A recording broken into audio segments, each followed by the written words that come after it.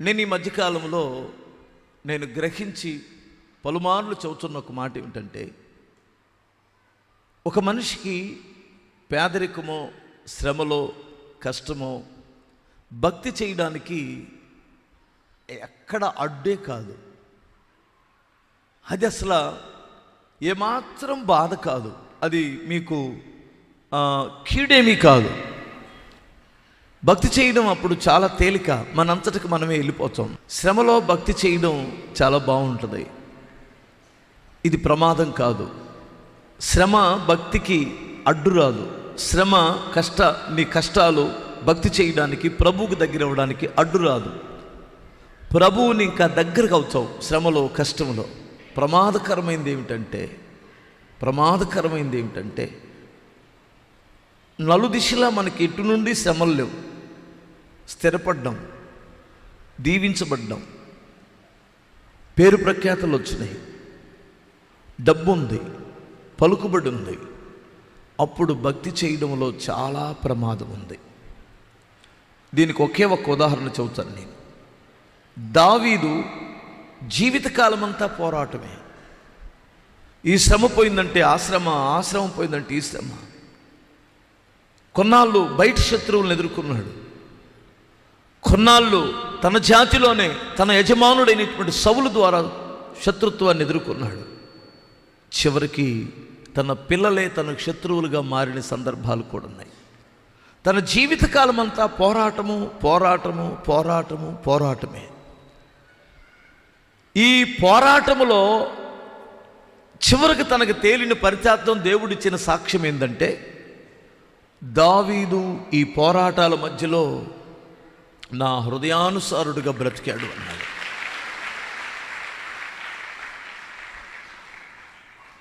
మనుషుడు జీవితంలో ఎప్పుడైనా నాకు ఏ పని వద్దు, నేను ప్రశాంతంగా బ్రతకాలి, ఏ శ్రమలు వద్దనుకుంటే సాతానుడు అక్కడే ఏదో పని పెట్టుకోకుండా ప్రశాంతంగా ఉందాం, ప్రశాంతంగా గడిపేద్దాం అనుకుంటే ఆడి దగ్గరికి సాతానుడు వస్తాడు.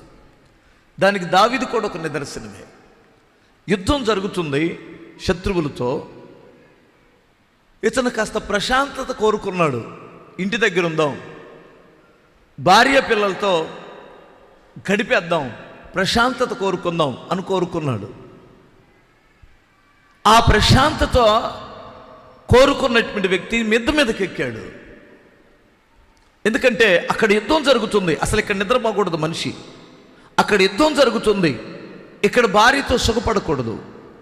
కానీ ప్రశాంతంగా ఉందాం, చాలా కాలం యుద్ధాలు చేశాను, చాలా కష్టాలు అనుభవించాను, కాస్తంత నెమ్మదిగా ఉందాం, కాస్తంత ప్రశాంతంగా ఉందాం అనుకుని మిద్ద మీదకి ఎక్కాడు. మిద్ద మీదకి ఎక్కిన ఈ ప్రశాంతత కోరుకున్న ఈ మానవుడికి ఒక స్నానం చేసే స్త్రీ కనిపించింది. చూడండి, ఇది ఎంత దారుణం. ఏమన్నా యవనస్తుడు కూడా కాదు ఆయన, అంటే ఇంకా పెళ్లి కానిటువంటి వాడు కూడా కాదు. బహుమంది భార్యలు ఉన్నారు ఆల్రెడీ. ఏమన్నా యవనస్తుడు ఇంకా పెళ్లి కాలేదనుకుంటే ఆ లెక్క వేరు. మిద్ద మీదకి ఎక్కిన తర్వాత ఎవరో ఒక మనిషి స్నానం చేస్తుంది. కొంతమంది ఎవరో లేని స్త్రీలు కూడా ఉంటారని నా డౌటు. స్త్రీలు నేను ఇట్లా అంటున్నానని క్షమించండి. కొంతమంది వివేకం లేని సుందర స్త్రీ పంది ముక్కుకున్న బంగారు కమ్మి వంటిది. అందంగా పుట్టడం తప్పు కాదు, కానీ ఆ అందాన్ని కనుమరుగు చేసుకోవడం స్త్రీకి మంచిది. అర్థమవుతుందా? కన్నబిడ్డకు సైతం కనుమరుగ్గా కదా ఒక స్త్రీ, ఒక తల్లి చీర కట్టుకుంటుంది.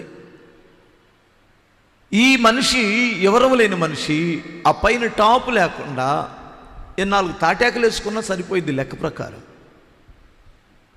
ఎందుకంటే పక్కన అన్ని బిల్డింగ్స్ ఉన్నాయి కదా. ఆ పిచ్చి పని చేయటం వలన ఈ ప్రశాంతత కోరుకున్న ఈ వ్యక్తి పాపంలో పడిపోయాడు. ఎంత దారుణమైన పరిస్థితి. దీన్ని కప్పిపెట్టుకోవడానికి మర్డర్ చేయాల్సి వచ్చింది, చంపాల్సి వచ్చింది. దీన్ని కప్పిపెట్టుకోవడానికి ఎన్నో నేరాలు చేయాల్సి వచ్చింది. ఆ కొంచెం సేపు ప్రశాంతత కోరుకున్న ఈ మనిషి జీవితంలో అంత ఘోరమైన పాపంలోని పడిపోయాడు. కొన్నిసార్లు మానసికంగా మనం ఎంత కృంగిపోతామో యవన కోరికలు కూడా అక్కడే చచ్చిపోతాయి.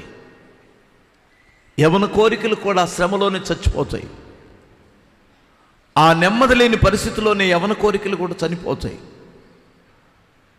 సొలొమోను సర్వనాశనం అయిపోవడానికి కారణం ఏమిటంటే అతను ఈ కామాంధుడుగా మారిపోవడానికి కారణం ఏమిటంటే తను నలుదిశలా నెమ్మది వచ్చేసింది.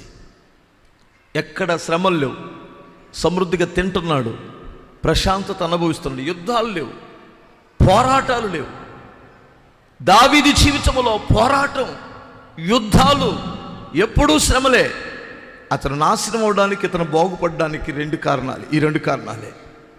మీలో కూడా చాలామంది నాకు డబ్బు వచ్చింది, ప్రశాంతంగా ఉంటుంది, నాకు అన్ని నలుదిశల నెమ్మది ఉంది అనుకుంటే కొన్నిసార్లు అది నీకు ప్రమాదంగానే మారింది.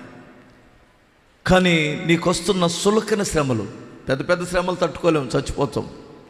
చులకని శ్రమలు నిన్ను అంతకంతకు మహిమ కలిగిన వ్యక్తిగా మారుస్తాయి. నిన్ను అంతకంతకు ఉపయోగకరమైన వ్యక్తిగా, మేలుకరమైన వ్యక్తిగా, మహిమకరమైన వ్యక్తిగా, ఆశీర్వాదకరమైన వ్యక్తిగా నిన్ను హెచ్చించేది ఏమిటంటే చులకని శ్రమలు అన్నాడు. స్తోత్రం చెప్పాలి ఒకసారి. ఈరోజున నాకు అన్ని శ్రమలే, దేవుని నమ్ముకుని నాకు ఎందుకండి ఈ కష్టాలు, ఎందుకండి ఈ బాధలు? ఈ బాధలను కూడా మీరు వాడుకోండి. స్తోత్రం చెప్పు. ఏంటి అర్థం కావట్లేదు. బాధలను కూడా మీరు వాడుకోమని ఎందుకు చెబుతున్నానంటే, ఎవరో నేను చిన్న కథ ఏదో చదివాను. కొంతమంది రాళ్ళు వేస్తుంటే వేసినట్టే చిన్న దెబ్బ అయితే తగులుతుంది, కానీ తీసుకుని తన కాళ్ళ కింద పేర్చుకుంటున్నాడట. స్తోత్రం చెప్పాలి. కాళ్ళ కింద పేర్చుకొని అందరికంటే ఎత్తు అయిపోయాడు. స్తోత్రం చెప్పాలి. కదలకుండా అక్కడే ఉన్నాడనుకో, వాటికెళ్ళ కృంగిపోయి కూలబడి కూర్చున్నాడు అనుకో, ఆ రాళ్ళన్నీ కుప్పబడి ఆ రాళ్ల కుప్పలో కనపడకుండా పోతావు. నీ శ్రమలు కూడా వాడుకో, నీ శ్రమలను కూడా ఉపయోగించు, ప్రార్థన చెయ్యి, దాంట్లో పాఠాలు నేర్చుకో, దాంట్లో దేవుని యొక్క ఉద్దేశాలు నేర్చుకో. స్తోత్రం చెప్పాలి ఒకసారి.